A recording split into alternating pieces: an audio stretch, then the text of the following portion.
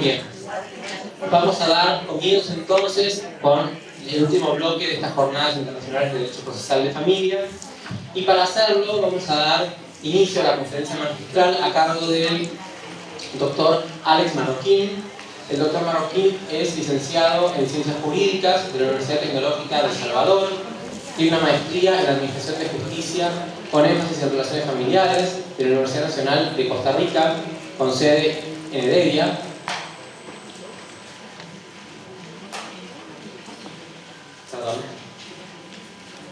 Además es magistrado de la Cámara Especializada de Niñez y Adolescencia de El Salvador. Es capacitador a tiempo parcial en el área de Derecho de Familia en el Consejo Nacional de la Judicatura. Es segundo magistrado de la Cámara Especializada entonces de Niñez y Adolescencia de El Salvador. Es catedrático en el área de Derecho Constitucional, Derecho de Familia, Niñez y Adolescencia, y coordinador de la Maestría de Derecho de Familia de la Universidad Capitán General Gerardo Barrios del Departamento de San Miguel, El Salvador. Con nosotros entonces el doctor Alex Marroquín.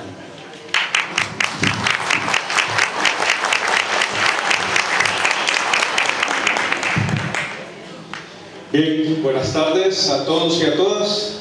Quiero agradecer a la organización este honor que me han dado de compartir algunas reflexiones con un público tan selecto, ¿verdad?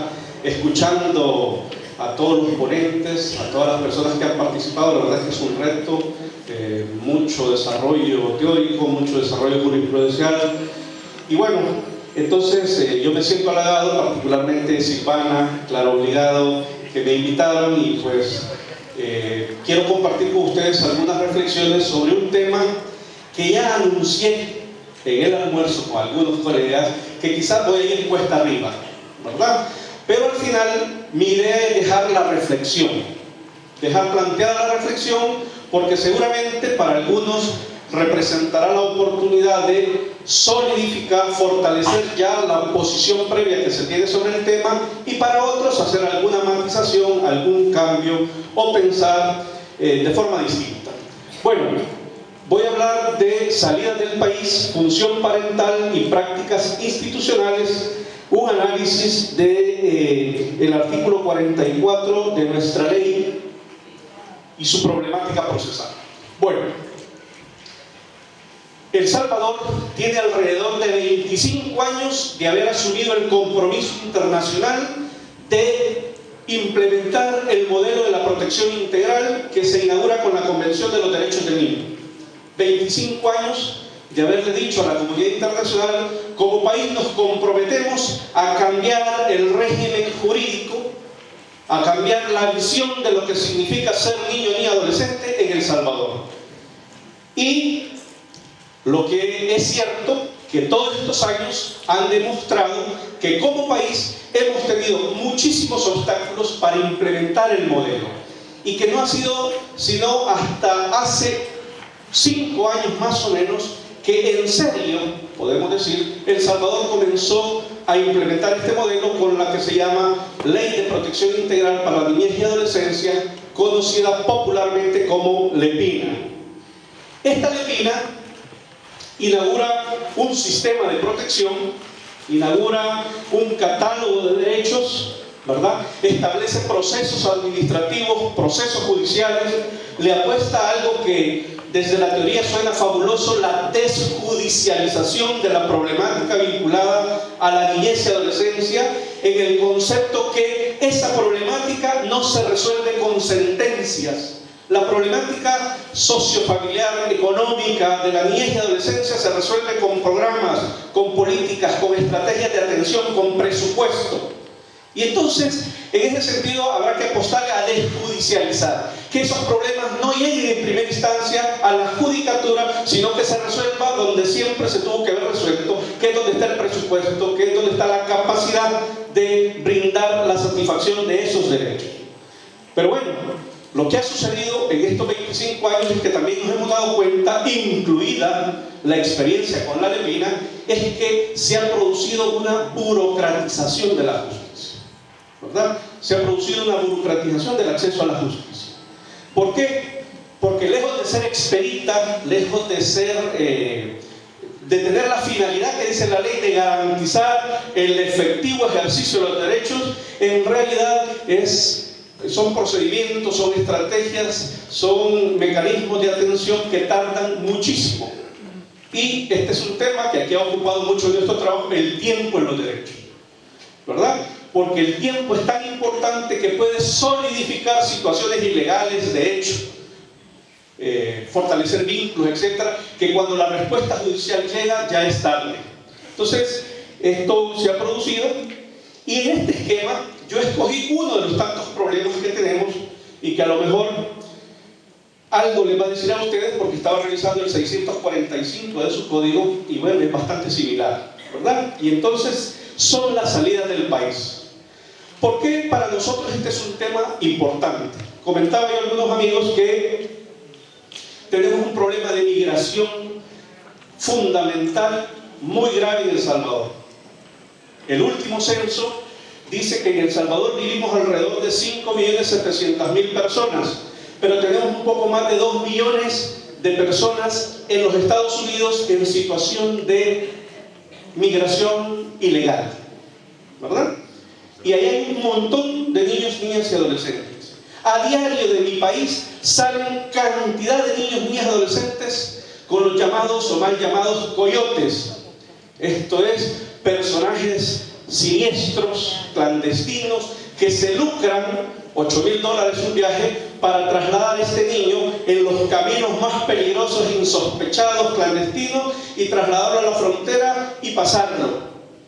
Y vienen las preguntas: ¿quién dio la autorización?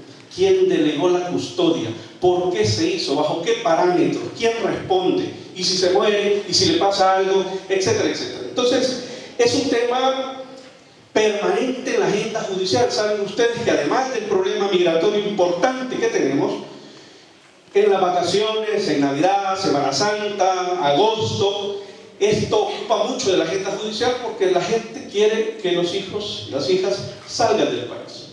Bueno, entonces, a mi juicio, hay muchos problemas en torno al diseño normativo de la LEPINA, ¿verdad?, para dar respuesta en este punto. Y entonces, el tema que se plantea es, por un lado, la finalidad del sistema, que según nuestro artículo 103 LEPINA es garantizar el efectivo ejercicio de los derechos, con la función que jueces y juezas desempeñamos. Y entonces, yo siempre digo, el artículo 44 en lo procesal es una especie de vino nuevo en odres viejos. Como que no calza, como que tiene muchos problemas, ¿verdad? Y entonces, esto nos invita pues a hacer una reflexión sobre este punto. Dentro de los aspectos que hay que reflexionar para hablar de esto, ¿verdad?, brevemente, es el tema de la función parental. El tema de la función parental es que, bueno, está definido en nuestro artículo 206 del Código de Familia, ¿verdad?, que dice que es el conjunto de facultades y deberes que la ley otorga e impone al padre y a la madre sobre sus hijos menores de edad para que los protejan, eduquen, preparen para la vida, los representen y administren sus bienes.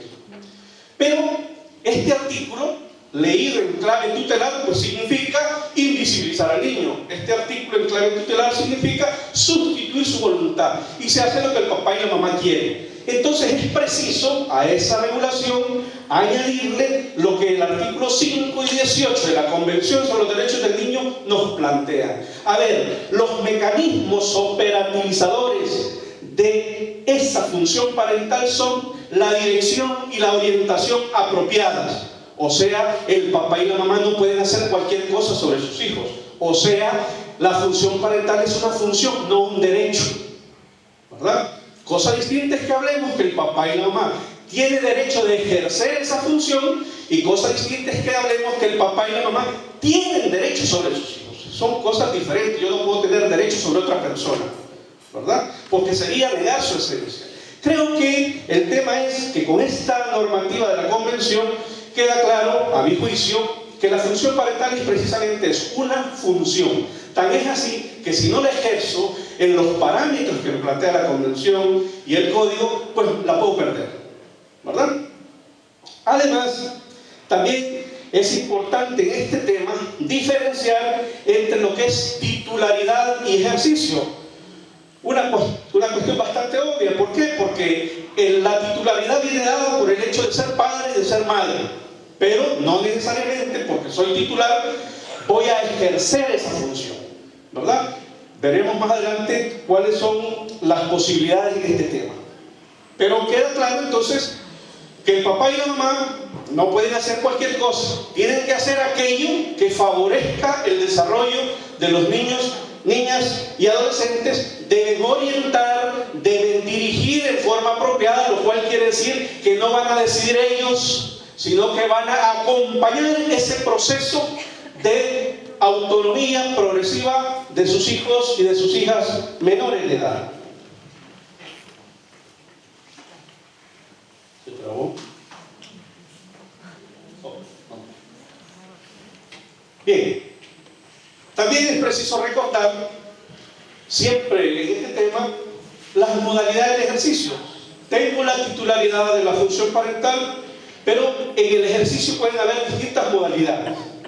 Regla general, en El Salvador el ejercicio es conjunto, ¿verdad? Papá y mamá. Excepciones.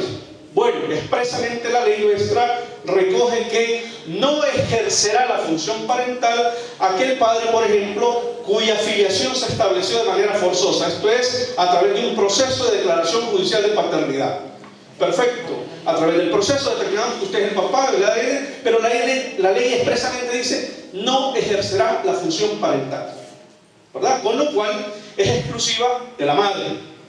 Además, se plantea el caso de la imposibilidad para ejercer la función parental. Yo siempre pongo el ejemplo, por ejemplo, un padre fue condenado a 40 años de prisión, ¿verdad? Hombre, este está imposibilitado para ejercer la función parental. ¿Por qué? Porque la función parental no se ejerce por Facebook, por Messenger, por WhatsApp, por llamada por teléfono, se ejerce en la cotidianeidad de la vida del hijo y de la hija, donde hay que tomar decisiones todos los días. Y eso no se puede hacer por teléfono. Eso requiere implicancia, involucramiento en el día a día del hijo y de la hija. Y por lo tanto, es una causa de ejercicio unilateral de la función parental. Además, el tema de la ausencia del territorio y del domicilio ignorado. Bueno, ausencia del territorio. Como les decía recién, tenemos un problema de migración importante. Hay millones de salvadoreños viviendo en Estados Unidos con residencia permanente, ¿sí? Entonces, nuestro artículo 207 del Código de Familia dice que no ejerce función parental ¿quién? El que está ausente del territorio, por una razón obvia, ¿verdad? ¿Cómo se va a implicar en la cotidianidad de la vida del hijo? Entonces, es otra causa, o el domicilio ignorado, ni sabemos dónde está. Entonces, son modalidades de ejercicio unilateral. La pérdida de la responsabilidad parental, también la suspensión, y una figura media rara que más de algún capacitador ha criticado, la atribución exclusiva de la responsabilidad parental. Esto es, existe la posibilidad que el papá y la mamá no se pongan de acuerdo ni siquiera dónde va a estudiar el hijo. Es un, como dicen ustedes, despelote, ¿verdad? Y esto ocasiona problemas para el hijo, porque mientras estos se ponen de acuerdo, el niño o la niña pues está a la expectativa.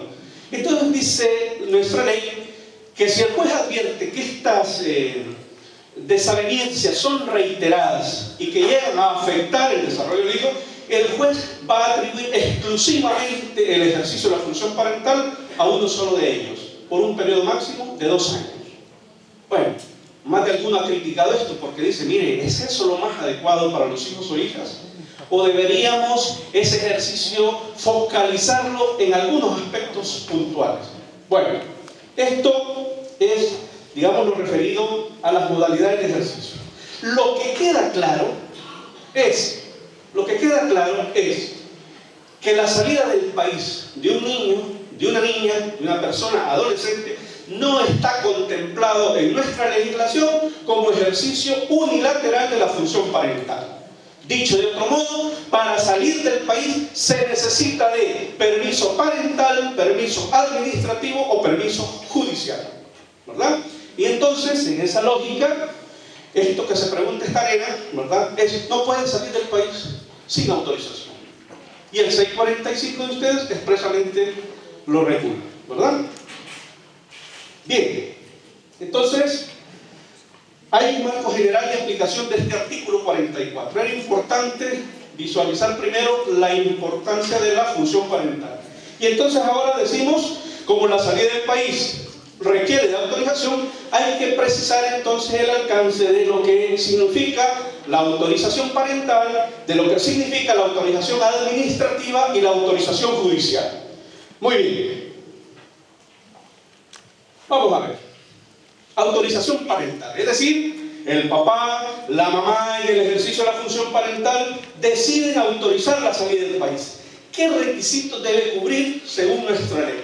Bueno, tienen que otorgar, dice la ley, un acta notarial en donde especifiquen una relación de la certificación de partida de nacimiento, se exprese el nombre, apellido, edad, profesión, domicilio, etcétera, de la persona con quien viajará, ¿verdad?, y la indicación del destino hacia donde viaja y el tiempo de permanencia, ya sea temporal o definitivo. Bien, primeros problemas que hay que resolver. ¿En qué tipo de documento debe otorgarse la autorización? Porque la ley dice acta notarial, pero aquí viene todo el tema de la interpretación integradora, de la interpretación dinámica, de la interpretación que favorezca de forma efectiva que los derechos se cumplan, se ejerzan. Y entonces decimos, bueno, muy a pesar de la literalidad de esa norma, en una interpretación integral tenemos que convenir en decir que puede ser en acta notarial, que puede ser en escritura pública, que puede ser en un documento privado con firma legalizada. La idea es que se pueda facilitar esa salida del país con la autorización del padre y de la madre, ¿verdad? Porque además todos esos documentos a los que he hecho referencia, según nuestra ley del notariado, son documentos que el notario puede otorgar y se pueden presentar en cualquier tipo de oficinas públicas o privadas. O sea, con esa norma no tenemos ningún problema, ¿verdad? El problema viene por lo otro. Dice el artículo 44, en el caso que los niños y adolescentes deban viajar solos o con terceras personas, ¿verdad? Y entonces ahí viene, en realidad, no sé si yo soy problemático y me he planteado problemas, pero sí, con ese problema de migración que tenemos, con ese problema de trata que tenemos, con ese problema de narcotráfico que tenemos tan fuerte, con ese problema de delincuencia juvenil, de pandillas o maras que tenemos, a ver, ¿qué significa viajar solos o acompañados con terceras personas? ¿Verdad? Este es el tema de la reflexión. Perdón. A ver, posibilidades interpretativas. Puedan viajar solos o con terceras personas. Posibilidad interpretativa 1 es una I disyuntiva, que quiere decir que pueden viajar efectivamente solos o con terceras personas. O segunda posibilidad interpretativa, esa O es copulativa, quiere decir que viajar solo implica no viajar con papá y con mamá, sino con una tercera persona, ¿verdad? Pero además, aquí le agrego un problema muy salvadoreño, por lo visto, aquí en la Argentina es mucho menos, pero allá las aerolíneas o empresas de aviación se han especializado hasta cobrar una tarifa extra por nombrar una aeromoza que va a ir al cuidado del niño. Es decir, incluso, fíjense ustedes, ¿cómo se llama? En el formulario que aparece en la página web de la Dirección General de Migración, da a entender que efectivamente solo es de llenar un formulario y que la aerolínea me cobra adicionalmente y me da la identificación de la aeromoza. O sea, el niño viaja con aeromoza, ¿verdad? Cuando yo analizo eso, porque una vez, les cuento, estaba en el aeropuerto y veo a un amigo que va a dejar a su hijo de 14 años, ¿verdad? Y saludo, hijo, ¿y con quién va? Solo, con la aeromoza. ¿Y lo dejaste ir? Sí, no hay ningún problema. ¿Y migración no te dijo nada? No, no me dijo nada. Entonces eso me sirvió a mí y dije, mire, será como les digo que yo soy problemático, pero me puse a escarbar, a reflexionar, ¿eso es correcto o no es correcto? ¿Está amparado por la ley o no?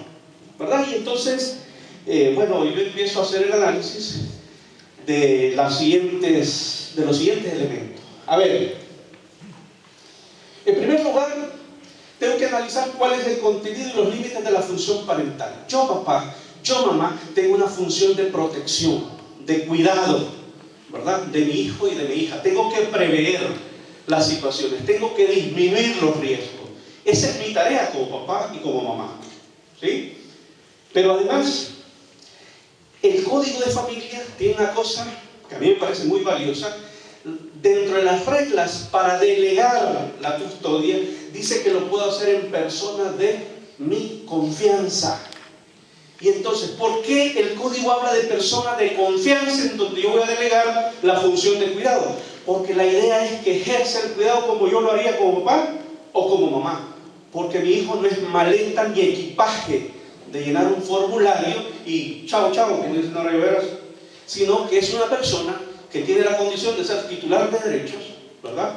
Que tiene un interés particular, ¿verdad? Y que yo tendría que especificar en ese formulario lo que el Comité de los Derechos del Niño en la observación general número 14 nos ha insistido. Dice el comité, el interés superior tiene como un triple concepto.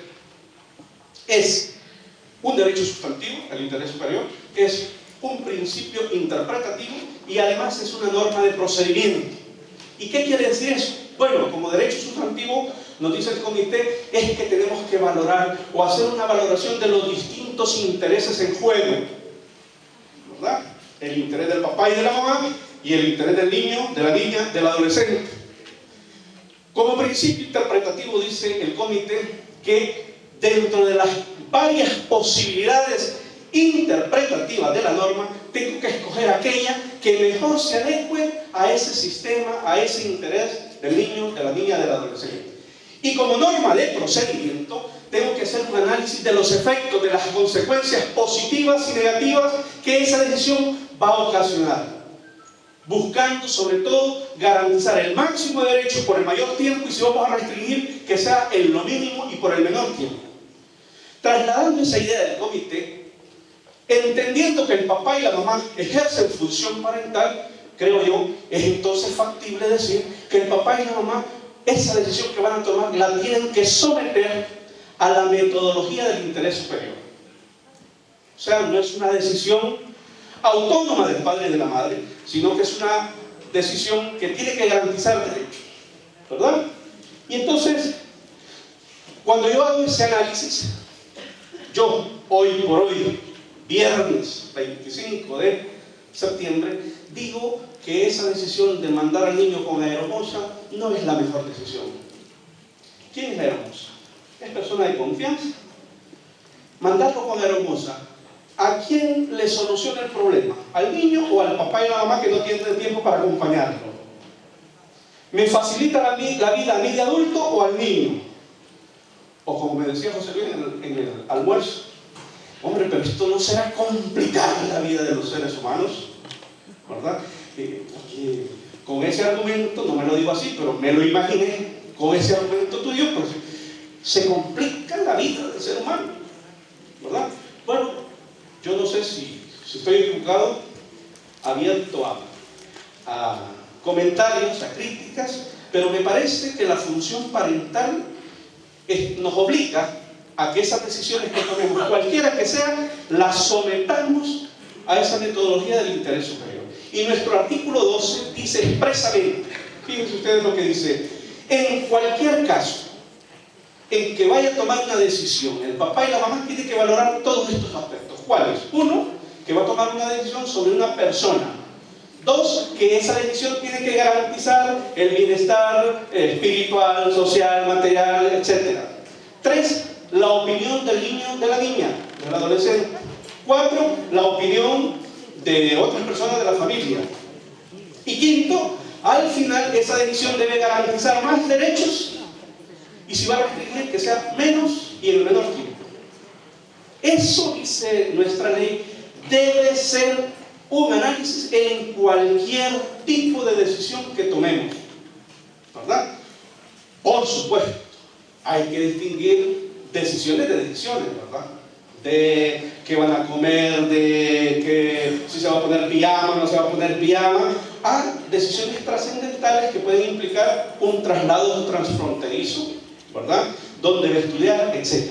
Pero digo, con esto, a mi juicio, hoy por hoy, ¿verdad?, considero que esa decisión de enviarlo con Aeromoza no es la decisión que mejor revela el interés superior, porque más parece una decisión que facilita la vida del adulto, pero no necesariamente la vida del hijo o de la hija menor de edad. Bueno, luego hablaba yo de autorización administrativa. Bueno, ¿en qué casos yo puedo acudir a la Procuraduría General de la República a que me den una autorización de salir del país? Son dos los supuestos: estar ausente del territorio, con lo cual es la misma competencia del juez de niñez y adolescencia, y que nos hace concluir entonces que cuando hay ausencia del territorio del padre y de la madre, tanto puedo ir a la sede administrativa como puedo ir a la sede judicial. Y el otro tema es carecer de representante legal. Y entonces acá viene otro tema que me parece que es importante. A mi juicio, nosotros tenemos una figura novedosa en la Arepina. Se llama el responsable. No es el papá, no es la mamá, ¿verdad? El responsable es aquel que tiene la función de cuidado y protección de un niño, niña o adolescente, ¿verdad? Y ese, de acuerdo a nuestra ley, tiene legitimación para requerir en protección de los derechos de ese niño, ¿verdad? Y entonces esa figura, a mi juicio, replantea el tema de la representación legal. Replantea el tema de la representación legal. ¿Por qué? Porque ya no vamos a estar pensando amarrados a la idea de que los representantes legales del niño, de la niña, son el papá, la mamá o el tutor. Mire, aquí tenemos otra figura. Se llama el responsable, el que materialmente tiene funciones de cuidado y de protección sobre un niño concreto, una niña concreta, una persona adolescente concreta. Entonces, si esa reflexión hacemos, ¿a qué se refiere carecer de representante legal para acudir a la vía administrativa? Desde mi lectura se refiere a los niños, niñas y adolescentes que están institucionalizados. ¿Por qué? Porque estos ni están con papá, ni con mamá, ni con un responsable. Están en una institución, ¿verdad? Y entonces, desde mi punto de vista, quien tiene la potestad para autorizar alguna salida del país es la Procuraduría General de la República, ¿verdad? Bien. Luego llegamos a la autorización judicial. ¿Cuáles son los supuestos en que una salida del país llega a sede judicial? Los casos de ausencia del territorio, repito nuevamente, residir fuera del país en forma permanente o ser de domicilio ignorado, ¿verdad? Y los casos de negativa injustificada. Los casos de negativa injustificada. Y aquí el tema es que ¿cuál es el mecanismo procesal en que se va a desarrollar o se espera que se brinde esa autorización? Se llama proceso abreviado. Este proceso abreviado es algo novedoso. Es lo más sumarísimo que podamos tener en El Salvador. Fíjense ustedes, se presenta la demanda, se hace el juicio de admisibilidad, determinar si cumple o no cumple los requisitos formales. En 24 horas hay que hacerlo, ¿verdad? Luego se señala fecha para audiencia de sentencias, se verifica la prueba, etc. Y si el caso es complejo, que normalmente no lo son, dice la ley, se puede deferir la sentencia 5 días después de la realización de la audiencia, ¿verdad? Y luego viene la fase de impugnación y luego viene la fase de ejecución. O sea, en un proceso muy ágil, muy sencillo, muy expedito, se ha dispuesto que el juez o jueza de niñez y adolescencia otorgue la autorización de salida del país. Bueno, vamos a ver que esto precisamente ha sido fuente de problemas, ¿verdad? Ha sido fuente de problemas por las razones que a continuación voy a plantear. Pero antes quiero escenificar otro problema, y es que se crea la Arepina Antes ya teníamos Código de Familia y Ley Procesal de Familia del año 94, y una ley procesal que, si la viera la doctora Bermejo, diría: esto es un proceso sencillísimo, ágil, no debería representar ninguna dificultad, porque todo lo contencioso tiene una sola modalidad de solventar, lo que es la Ley Procesal de Familia. Se crea la LEPINA y bueno, vienen los problemas. ¿Por qué? Porque dice la LEPINA que en el proceso abreviado, que es uno de los procesos de niñez y adolescencia, o en el proceso general de protección, que es el otro, vamos a aplicar las reglas del proceso de familia. Eso dice la norma. Esto tiene muchos problemas. ¿Por qué? Porque dice que vamos a aplicar las reglas del proceso de familia con las modificaciones que dice la ley. ¿Y cuáles son las modificaciones que dice la ley? Bueno, modificaciones importantes, porque la LEPINA dice que en el trámite procesal, en la competencia por razón del territorio, vamos a abandonar la clásica idea aquella de que el demandado lo vamos a seguir por su domicilio. Es decir, que el emplazamiento, el criterio será el domicilio del demandado. Pues viene la LEPINA y dice: ya no.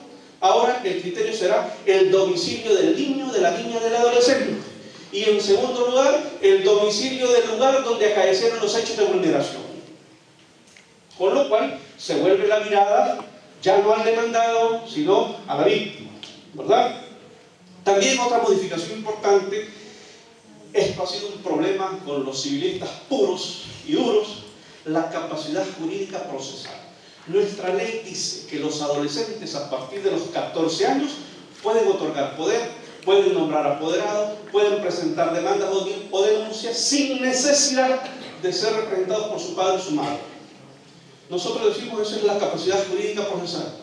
Nuestros bombarderos dicen: eso solo se aplica para la LEPINA, ¿verdad? Pero en penal, en civil, en familia, allá no, allá son otras las reglas. Y les respondemos: el régimen jurídico aplicable a niñez y adolescencia en El Salvador está en la Convención y está en la LEPINA. Por lo tanto, en el ámbito civil, en el ámbito penal, en cualquier otro fuero, vamos a atender a esta regla. Porque seguramente, si un niño y adolescente está involucrado ahí, es porque tiene que ver con su situación sociojurídico familiar. Otra de las modificaciones importantes es la legitimación. Se amplía el marco de la legitimación en la LEPINA, ¿verdad? Por ejemplo, cosas visibles. Antes, si unos abuelos o abuelas presentaban, por ejemplo, una demanda de custodia sobre un nieto, en más de algún juzgado se le decía: usted no está legitimado para eso, y no se le daba curso. Ahora, con la LEPINA está clarísimo que hay un montón de gente y de instituciones que tienen legitimación para requerir la protección de los derechos de niñez y adolescencia, ¿verdad? Va en la línea de favorecer el ejercicio efectivo de derechos, de facilitar el acceso a la justicia. La invalidez de actuaciones procesales es otra modificación importante. Si no se escucha al niño, es nulo absolutamente el acto. Expresamente lo dice nuestra ley, ¿verdad? Con lo cual, ahora los jueces, imagínense ustedes, 21 años después de la entrada en vigencia del código, se están planteando: ¿y cómo se escucha un niño? ¿Por qué? Porque ahora ya hay una amenaza concreta de invalidez total de lo que se ha hecho por no escuchar al principal sujeto, a la parte importante, ¿verdad? También no se aplica la suspensión del proceso, aquellas que en la teoría hablan de suspensión por causa lógica, o aquella suspensión a instancia aparte. Aquí no aplica. Tampoco hay casación, lo cual es una gran cosa, ¿verdad? Porque aquí entre nos, compañeros, en materias donde están involucrados personas en condiciones de vulnerabilidad, familia, niñez y adolescencia, personas adultas mayores, personas con discapacidad, medio ambiente, no debería haber casación, porque lo que está demostrado es que la justicia es medio expedita abajo, pero cuando empieza a subir se tarda un mundo. 2, 3, 4 años pueden tardar. Eso ya no es justicia, eso es cualquier otra cosa. Arruinamos el pastel. Entonces nosotros decimos: no hay casación aquí. Y eso, miren, es una cosa que no saben cuánto alivian a la carga, ¿verdad? Porque evitamos que gente que no tiene ni compromiso, ni especialidad, ni voluntad de entrar a los temas, se mete en esto, ¿verdad?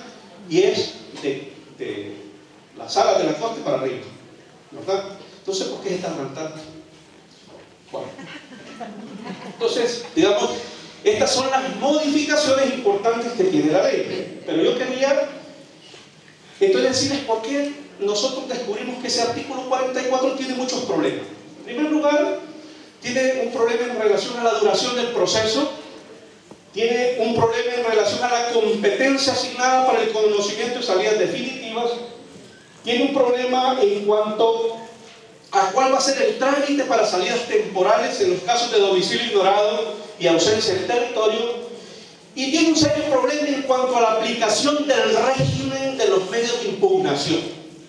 ¿Por qué digo esto? Porque al inicio les planteaba que la ley dice que vamos a aplicar las reglas del proceso de familia. Y entonces la idea es, ese proceso abreviado tan corto no se adecua a las reglas del proceso de familia, ¿verdad? Y entonces empezamos a analizar esta problemática. A ver, duración del proceso. ¿Cuánto debe durar el proceso abreviado? ¿Verdad? Ya hablamos, y aquí nos han ilustrado mucho sobre la importancia del tiempo. Los 180 días de Alejandra resuenan, ¿verdad? Ese tiempo es importante. Entonces, ¿cuánto? Y hagamos el análisis. Dice la ley Lepina que hay que aplicar las reglas del proceso de familia. ¿Cuánto desde la forma debe durar un proceso de familia? El contencioso, estirando los plazos, poniéndonos en extremos, no debería durar más de 6 meses. Y las diligencias no deberían de durar más de 3 meses. Desde la forma, desde el diseño normativo, ¿verdad? Pero, ¿cuál es el problema? Es que el abreviado contabilizamos en horas, ¿verdad? Y entonces, primer problema, ¿cómo debemos interpretar el artículo 244 de la Lepina, que dice que los procesos en materia de niñez van a durar 20 días hábiles? ¿Sí? Y entonces empezamos a limpiar el agua, porque la interpretación, que es algo de lo cual adolecemos los jueces y las juezas en muchas partes del mundo, particularmente en El Salvador, eso de dotar de contenido a la norma, de hacerla decir cosas distintas a su literalidad de acuerdo a las circunstancias del caso concreto. Bueno, ¿cómo interpretamos que este artículo diga que en 20 días hábiles vamos a resolver un abreviado? Aplicable, los procesos de niñez.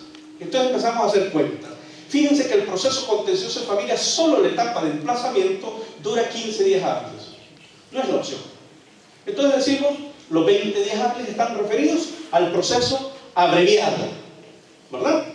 ¿Y por qué decimos eso? Porque 24 horas para hacer el juicio de admisibilidad, 5 días para hacer la sentencia. Imaginemos 3 días para el acto de notificación, que por lo que veo, la notificación es como el talón de Aquiles de los procesos, ¿verdad? Este es un tema complicadísimo en El Salvador. ¿Cuánto? Y no nos ayuda el Código Civil, el Código Procesal Civil y Mercantil, porque el Código Procesal Civil y Mercantil dice que se hará en el plazo más breve. Solo eso dice. Y entonces, ¿cuál es el plazo más breve?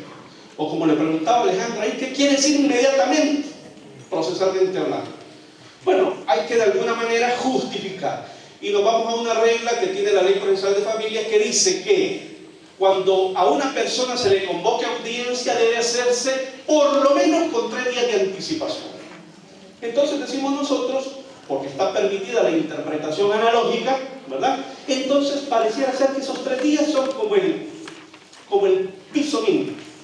Entonces agregamos 24 horas para hacer el juicio de admisibilidad, 24 horas para hacer la audiencia, 3 días, y 3 días de la notificación son 6 o 8, más los 5 días de la sentencia, ¿verdad? Son 13, quiere decir que nos quedan 7 días para hacer la convocatoria, y perfectamente salimos con los 20 días hábiles a que nos invita el artículo 244. No duran eso. No duran eso. Duran 1 mes, 2 meses, 3 meses. Y entonces ha llegado caso a la Cámara que el litigante pidió salir el 19 de septiembre, ¿verdad? Pidió la autorización para salir del 19 al 24 de septiembre. Cuando llega a la Cámara es el 29 de septiembre. ¿Qué hace? ¿Ven? Bueno, este es un tema. El otro tema ¿es competente el juez de niñez y adolescencia en el mecanismo del proceso abreviado para conocer de una salida definitiva del país? Porque el artículo 44 dice que puede ser definitiva, puede ser temporal. ¿Qué implica una salida definitiva? Implica cambio de residencia permanente en otro país. Implica realización del proyecto de vida propio en otro país. Significa una nueva modalidad de vida en otro país. ¿Eso debe hacerse en un proceso abreviado de 20 días hábiles? ¿O eso necesita de mayor debate, de mayor alegación, de mayor presentación de alternativas para favorecer que el padre o madre no custodio tenga comunicación y trato con su hijo o con su hija? Entonces nosotros, en las decisiones de la Cámara, hemos dicho, miren, distingamos 3 supuestos para determinar en cuál de ellos sí tendría competencia un juez de niñez y adolescencia. Primer supuesto, hay un proceso pendiente de custodia, de régimen y comunicación de trato, etcétera, en la jurisdicción de familia, ¿verdad? El papá y la mamá no son de domicilio ignorado. En ese caso, no le corresponde al juez de niñez, le corresponde al juez de familia. Siguiente supuesto, hay una sentencia previa en materia de familia que definió, por ejemplo, régimen de comunicación y trato. ¿Será competente en el caso el juez de niñez para otorgar la salida definitiva? Tampoco, porque eso dependerá del juez de familia. ¿Cuál es el supuesto que nos queda? El supuesto que nos queda hoy por hoy, según nuestro análisis, es aquellos casos en que no hay proceso previo, aquellos casos en que no hay sentencia previa en la jurisdicción de familia y aquellos casos en que el papá y la mamá son o de domicilio ignorado o ausentes del territorio. En esos casos, consideramos hoy por hoy, el juez de niñez sí puede otorgar una salida definitiva, ¿verdad?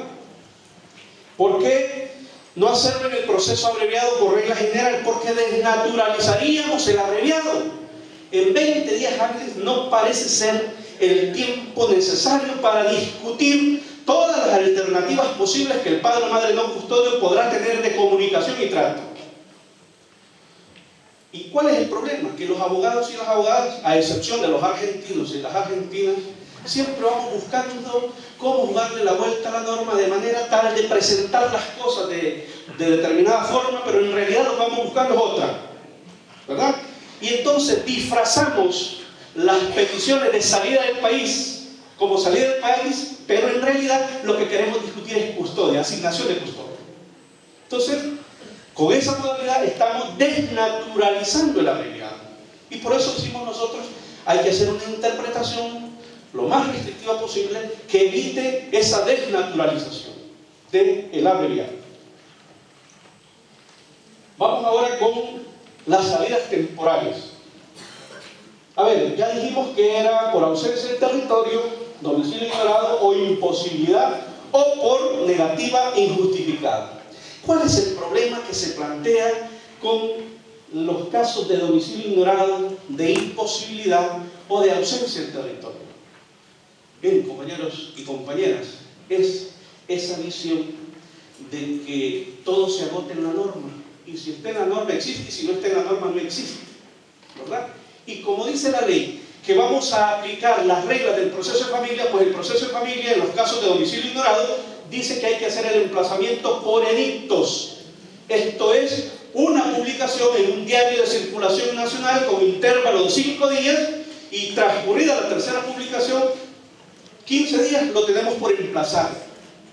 Imagínense si hacemos eso en un abreviado de salida del país por domicilio ignorado. Desnaturalizamos el plazo de los 20 días, ¿verdad? Pero más grave aún, estamos generando una inaplicabilidad de hecho del artículo 207 del Código de Familia, que dice que los casos de ausencia del territorio, de domicilio ignorado, no ejercen función parental. El ejercicio de la función parental es unilateral y por tanto no tenemos que hacer esa etapa de emplazamiento.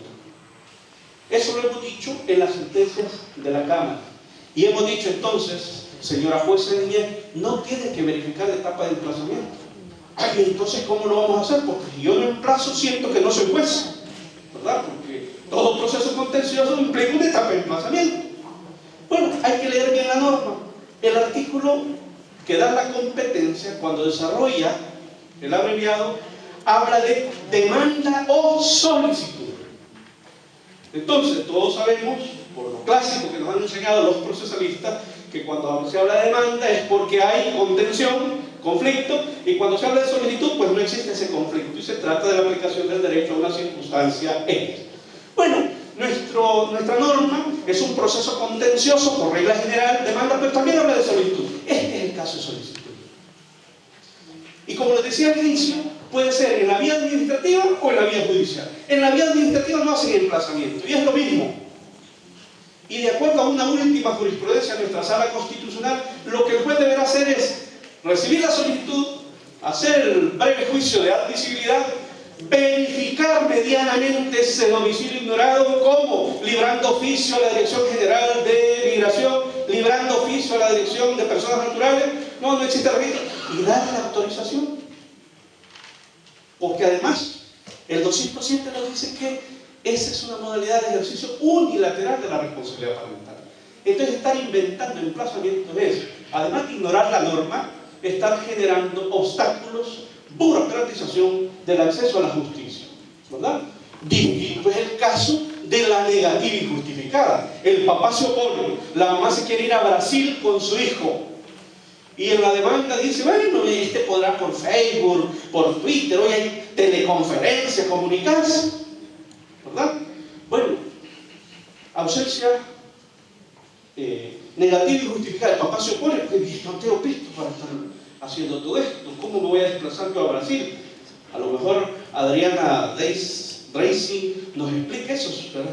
Miren qué problema de gente que vive en Brasil, la gente que vive en El Salvador, lo lejos que está. A ver, el padre no custodio, ¿cómo va a ejercer la función de comunicación y trato? El niño, ¿cómo va a materializar su derecho de relacionarse con ese padre? Esos casos, efectivamente, son de custodia. No debería estarse discutiendo en una salida del país, ¿verdad? Esa es la regla que hemos fijado. Ahora bien, ¿qué razones nos da a nosotros hacer ese análisis, esa conclusión de que no debe haber esa etapa de emplazamiento y de que debemos de darle vigencia al 207? Primera razón es que debemos diferenciar esto de la demanda y la solicitud, y que lo que necesitamos nada más es realizar un acto investigativo, breve. Pero es que ni audiencia tenemos que hacer, porque es que no vamos a ir a discutir el fondo del asunto. Solo estamos favoreciendo esa decisión parental de salir del país. Y que el trámite administrativo, pues, es el mismo. Ahora, entonces, ¿cuáles son las razones? El Estado no sustituye al papá y a la mamá. El Estado no ejerce función parental. El Estado, en primera línea, tiene que respetar esa función del padre y de la madre. Y solo en aquellos supuestos en que se advierta alguna vulneración, pues en ese supuesto intervenir. En segundo lugar, porque esto de la titularidad del ejercicio, que yo no haga emplazamiento en un abreviado donde el papel de domicilio ignorado o está ausente del territorio, no estoy afectando la titularidad del ejercicio de la función parental. Simplemente estoy atendiendo al ejercicio de la función parental, y ese claramente la ley dice que es unilateral en ese supuesto, ¿verdad? Y en tercer lugar, porque miren, compañeros y compañeras, es una exigencia de los derechos humanos, tanto el Pacto Internacional de Derechos Civiles y Políticos como el de Derechos Económicos, Sociales y Culturales, la Convención Americana de Derechos Humanos, hablan de disponibilidad de recursos sencillos, ágiles, expeditos para dar respuesta a las exigencias de tutela que nos plantean las personas. O sea, no es a endiosar las normas procesales y hacerlas tener un fin en sí mismas. El proceso, la estructura procesal, el mecanismo procesal solo tiene sentido si sirve para solucionar el problema que nos presenta, ¿verdad? Y aquí, yo le decía a doña Adriana, ¿verdad?, me hubiera gustado que ella me diera clase, pero que yo tengo cierta aversión al derecho procesal, porque cuando veo esos grandes tomos de Montero Aroz en España, de Jimeno Sendra y aquella cosa, digo yo, y esa reflexión es ¿Para solventar problemas o para generar teorización sobre la norma en abstracto y generar más bien obstáculos? No estoy diciendo que sea mal, lo que estoy diciendo es que pareciera ser que la historia de nuestros tribunales es poner más el acento en la norma que en la persona, y eso, de acuerdo a los instrumentos internacionales de derechos humanos, que dice que debemos de contar con recursos sencillos, ágiles y expeditos, pues no congenia. 10 minutos, ya voy. Ya estoy terminando. Y el otro problema es el régimen de los recursos. Regla general, aplicar las reglas del proceso de familia. Pero tenemos un problema con los recursos. ¿10 minutos o ha concluido? 10 minutos. Y entonces, el tema es que fíjense ustedes que, a ver, la norma que se refiere a la apelación dice que se puede recurrir de la sentencia 5 días después que se ha dictado. Luego corremos traslados por 5 días más a las partes. Y luego la Cámara tiene 5 días para resolver. Se nos hacen 15 días, más la notificación 18. O sea, solo el trámite de la apelación puede durar los 20 días hábiles a que se refiere el 244.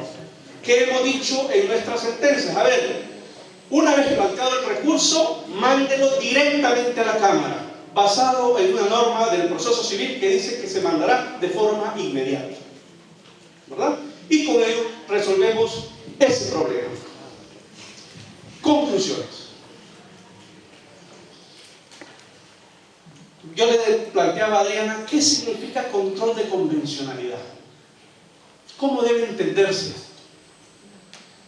Y entonces será, por ejemplo, en el tema de la Convención sobre los Derechos del Niño, entender o que vamos a aplicar solo sus normas, o que además de eso vamos a entender que las observaciones generales y específicas que hace el comité también son parte de la Convención. Si eso es así, entonces la Convención nos obliga a hacer ese control de convencionalidad, a aplicar la Convención por encima de la ley nacional, ¿sí? Y entonces nosotros como país no hemos podido dar ese salto. Nosotros como país estamos muy lejos de hacer esa adecuación normativa, a pesar de que nuestra Constitución expresamente dice que el tratado está por encima de la ley secundaria. El Código de Familia y nuestra ley procesal no se adecua a la ley PINA, ¿verdad? Y entonces eso genera problemas a la hora de aplicar las normas.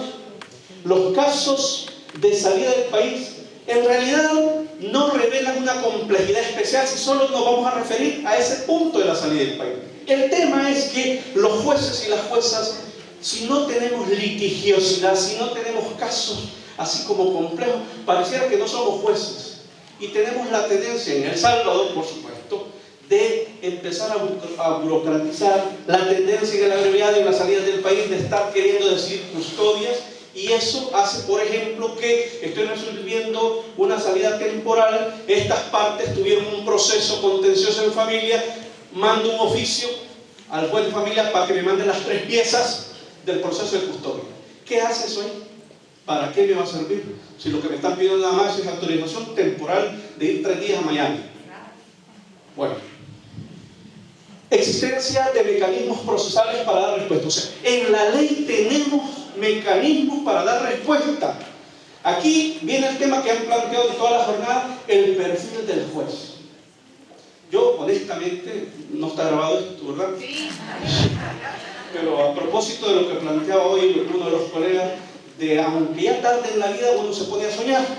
Y yo dije, escuchándolos a ustedes y la propiedad con la que hablan, y, hombre, a mí me hubiera gustado que al menos unos 20, 30 jueces de familia de mi país estuvieran escuchando esto, hicieran un sincero acto de contrición y dijeran, no puedo aplicar eso, y renunciaran y le dieran espacio a las nuevas generaciones.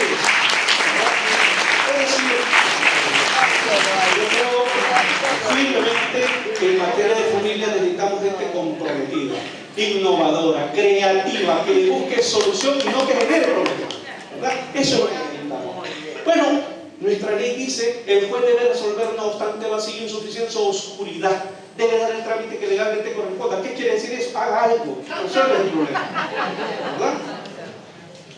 Exigencia de verificar el control de convencionalidad. La sentencia de la Corte Interamericana lo dice, el juez debe hacer ese control, y nuestro país ha suscrito por decreto, ha reconocido la jurisprudencia de la Corte, o sea, no vincula. Y finalmente, este tema que la doctora Bermejo lo analizará con más tiempo, la necesidad, a mi juicio, de en la interpretación de las normas procesales hacerlas con enfoque de derecho, no poniendo el énfasis en la norma, en su abstracción, sino en la idea de que esa persona que exige tutela necesita respuestas y rápidas. Muchas gracias.